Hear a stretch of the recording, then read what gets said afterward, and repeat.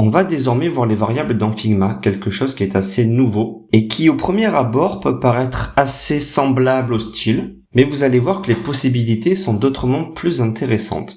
Donc ce petit fichier support sur lequel je suis vient de la communauté Figma, il a été traduit par Kala et est disponible dans vos fichiers sources sur le nom de variables. Vous pouvez vous rendre sur le lien de Kala directement via la première page des variables. Donc en fait il est tiré de la doc officielle de Figma, qui à la base est donné simplement en anglais, et cette personne a pris le temps de le traduire en français et de le mettre à la disposition de la communauté. Donc si vous possédez peut-être 2 écrans, vous pouvez suivre en même temps que je vous explique le playground, sinon vous l'aurez toujours en tant que support si vous le souhaitez. De plus, je vais illustrer tout ce qui se passe avec d'autres fichiers, afin de rendre la chose plus compréhensible pour vous. Donc allons-y. L'intérêt premier des variables, c'est de simplifier un petit peu le processus créatif et la mise en place. De plus en plus de CMS et de logiciels utilisent ce système de variables, par exemple Webflow pour le no-code. Mais pas que, ça va permettre une exportation plus rapide pour vos devs si vous vous basez sur ce système. Donc de quoi sont composées les variables? Nous voyons ici que nous avons un nom de la variable ainsi que des modes.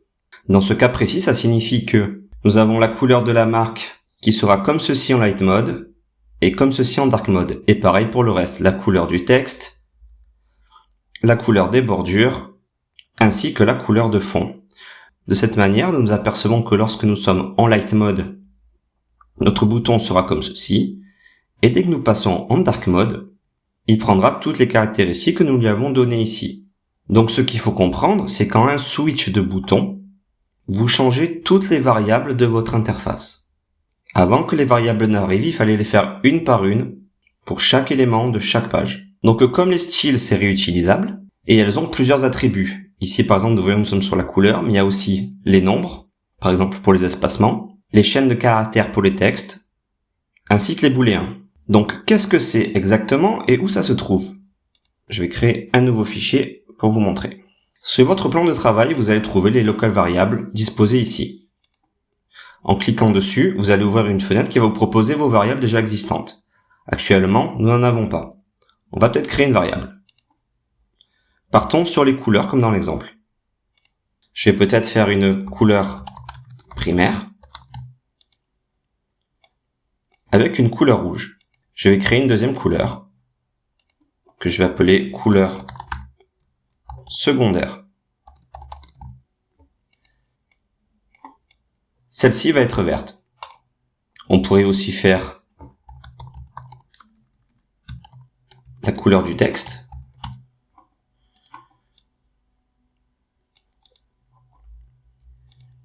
Et peut-être on va lui mettre une couleur de fond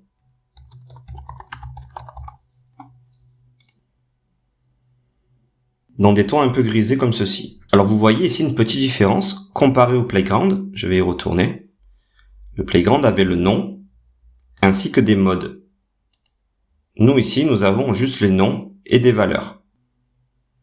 On pourrait très bien le faire ici, en renommant ici la valeur, en light, et grâce au petit plus, rajouter un nouveau mode de variable pour des couleurs alternatives.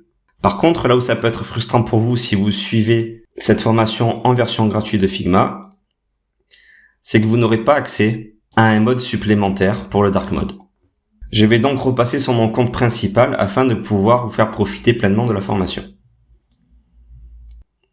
Je viens donc de repasser sur mon compte principal et je reproduis sensiblement la même chose que nous avions jusqu'à présent. Donc, mode light. Je déplace ceci dans ma team. Formation Figma, move. Désormais, je vais pouvoir avoir accès au dark mode. J'agrandis un petit peu ici. Donc concrètement, pour le dark mode, on va laisser nos couleurs primaires et secondaires telles qu'elles sont ici. On va juste inverser, hop, les couleurs du texte et bien entendu les couleurs du fond. Donc nous avons mis en place nos variables, on les voit ici. Essayons de reproduire peut-être ce qui se passait dans le playground. Nous avions ici un bleu clair, un petit peu comme ceci, c'était pas exactement le même, mais c'est pas grave, c'est juste pour qu'on y voit une différence, suivi d'un bleu foncé. Donc, en créant un bouton variable, vous l'appelez comme vous voulez, variable, c'est juste pour savoir de quoi on parle.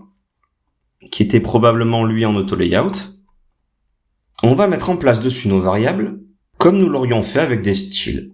Donc ici, on clique sur Fill, on lui met sa couleur primaire, on arrondit un petit peu notre bouton, on va cliquer sur le texte, on va y appliquer sa couleur de texte.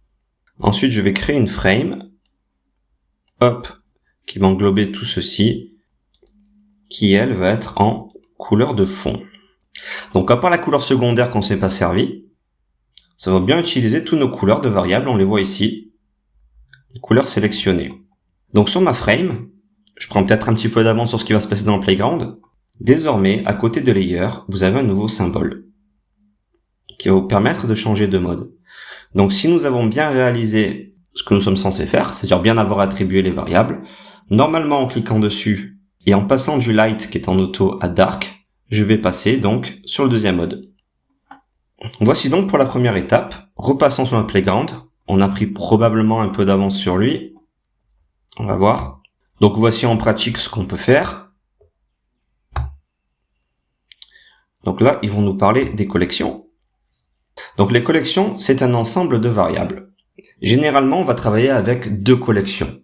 Les collections primitives, c'est-à-dire le nom de votre variable et sa valeur, et une deuxième collection qu'on verra un petit peu plus tard, que nous appelons les tokens, qui nous servent à faire le lien entre nos primitives avec nos éléments de design. Donc ici, les collections, tout simplement, vous les ouvrez grâce à cette petite fenêtre, et on voit qu'à l'intérieur, nous avons toutes nos variables.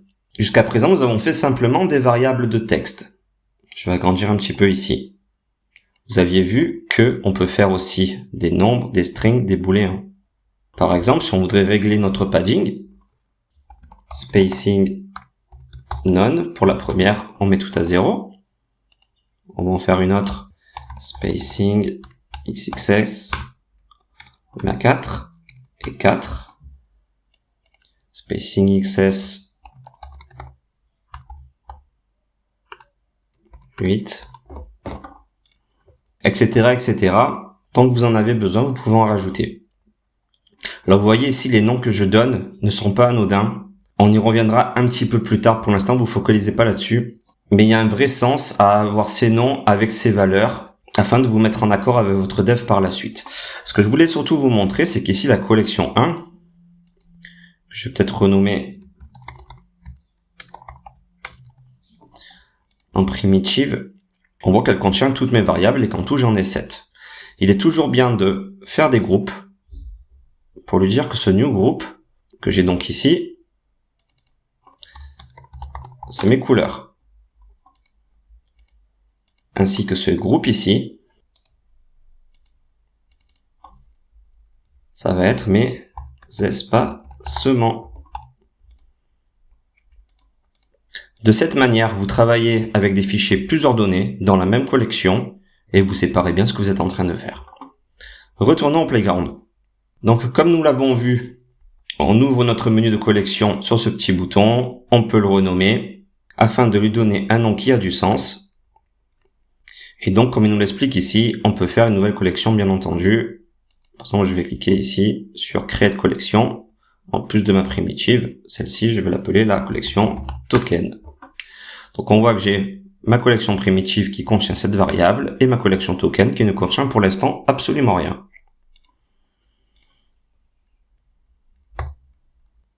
Donc quel est le sens de tout ceci? Pourquoi créer des collections? On a vu qu'on peut créer autant de collections et de variables qu'on veut. L'utilisation la plus classique, ça va être la séparation de nos tokens entre les primitives et les sémantiques. On les déclare tous en primitive qu'on va pouvoir utiliser en sémantique. On peut aussi créer des collections pour séparer les modes et variables non liées, ou si une variable ne correspond pas au mode ou au thème actuel. Et enfin, si on veut différencier un ensemble de couleurs entre la couleur de la marque et la couleur du système. Donc la création des variables. Les types de variables. On a entrevu ça, on a les couleurs, on a les numbers. Les numbers, comme vous en doutez, ça va représenter tout ce qui est chiffres. On l'a vu ici dès qu'on a réglé nos espacements tout à l'heure. Les strings, aussi appelés chaînes de caractères, va concerner tout ce qui est le texte. Les booléens, on les a déjà vus précédemment, c'est un toggle pour afficher ou non une valeur. Donc concernant la couleur, on a vu qu'on pouvait lui donner une variable pour sa couleur de fond et une autre variable pour sa valeur de contour. Ensuite, concernant les variables de nombre, comme on l'a vu, nous pouvons les utiliser pour définir une valeur, une hauteur, un espacement, une marge, et même le radius ici du bouton. Même principe pour les variables de texte, appelées aussi string. Cela va vous permettre de stocker des variables directement dans votre projet. Par exemple, en nommant une variable bouton et une variable add to cart. Ça vous évitera de les écrire maintes et maintes fois. Vous pouvez peut-être imaginer un mode de texte avec les textes en français et les textes en anglais. Les booléens, comme nous le savons, nous permettent d'afficher ou de retirer quelque chose. On pourrait rajouter un avertissement lorsqu'un produit est presque épuisé, peut-être. Ou encore montrer quels produits et quelles quantités sont ajoutés au panier. Mais nous attarderons un petit peu plus là-dessus dès que nous en viendrons au prototype. Nous arrivons donc maintenant à l'alias d'une valeur. C'est là que nos collections vont prendre un petit peu plus de sens. Je vous montre. Nous avions précédemment la primitive ainsi que la token. Dans la token, je vais créer peut-être une couleur. Je vais lui dire que ceci, ça va être la couleur des boutons. Et concernant sa valeur, au lieu de la choisir ici manuellement, je souhaiterais utiliser ma couleur primaire que j'ai dans mes primitives. Donc je vais dans librairie. Je vois que dans mes primitives, j'avais une couleur primaire pour mon site web. Je y applique. On a fait donc un alias. Elles sont désormais liées un petit peu à la façon des components. Donc par exemple, je crée un cercle. Je vais dans librairie. Je y applique ma couleur bouton.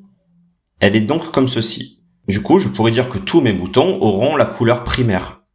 Si pour une raison X ou Y avec votre client, la couleur primaire viendra changer, vous ouvrez vos variables, vous retournez sur la primitive,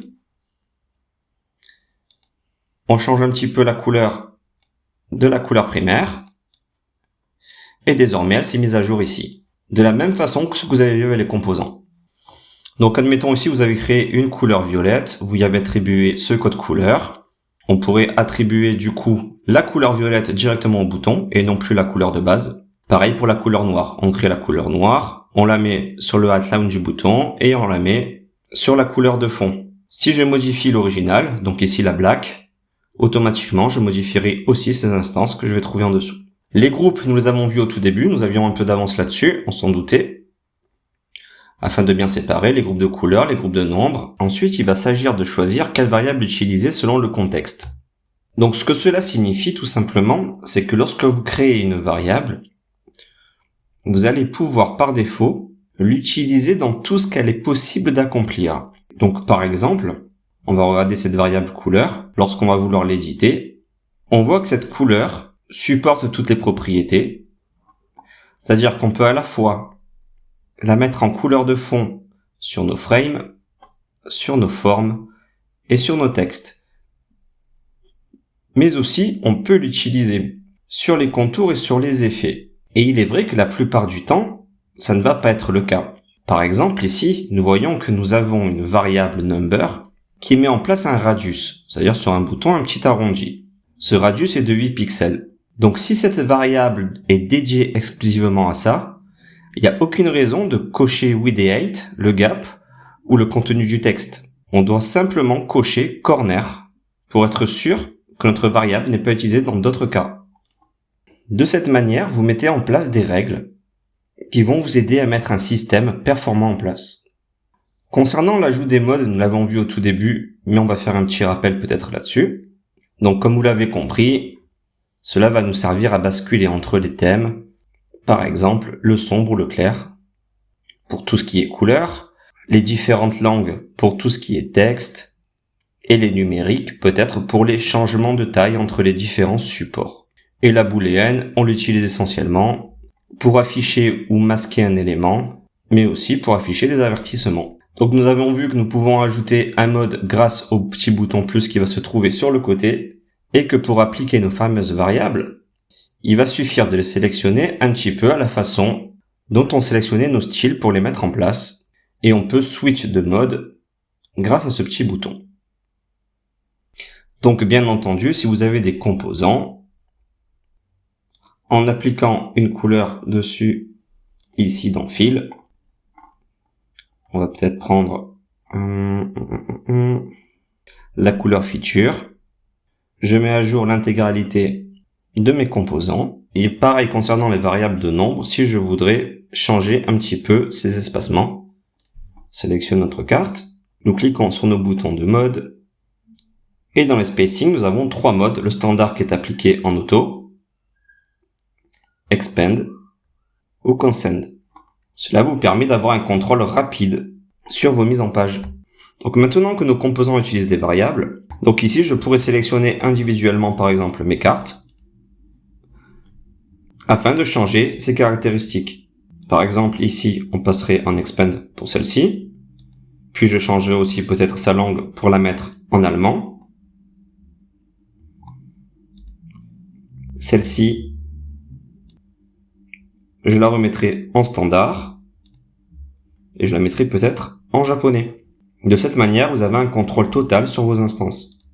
Donc pour hériter et définir les modes, on a vu qu'on passe par ces petits boutons à condition qu'on a activé un deuxième mode par ici. On a vu aussi que les modes pouvaient être sur plusieurs niveaux. Par exemple, on pourrait avoir un mode qui va concerner les couleurs pour light et dark, mais aussi des modes qui vont changer peut-être les langues. Il est aussi possible d'activer un mode si par exemple vous avez créé une frame qui serait configurée sur un mode. Donc cette frame étant configurée sur le mode dark, tout ce qui va se trouver à l'intérieur va devenir en mode dark. Donc je sélectionne ma carte, je la fais glisser à l'intérieur, automatiquement elle se met à jour. Ce qui est intéressant aussi, c'est que vous allez pouvoir définir un mode sur le cadre parent. C'est-à-dire que jusqu'à présent, vous avez vu que nous sélectionnons nos éléments un par un afin de leur appliquer un mode. Vous pouvez très bien sélectionner la frame parente, par exemple ici, de venir dans les modes de calque pour changer la langue. De cette manière, vous avez changé la langue générale. J'attire votre attention aussi sur le fait que lorsque nous avons changé ici de langue, donc en fait on a changé nos variables string, le prix des produits s'est aussi mis à jour. Par exemple, si je repasse en English, vous voyez qu'ils ont changé.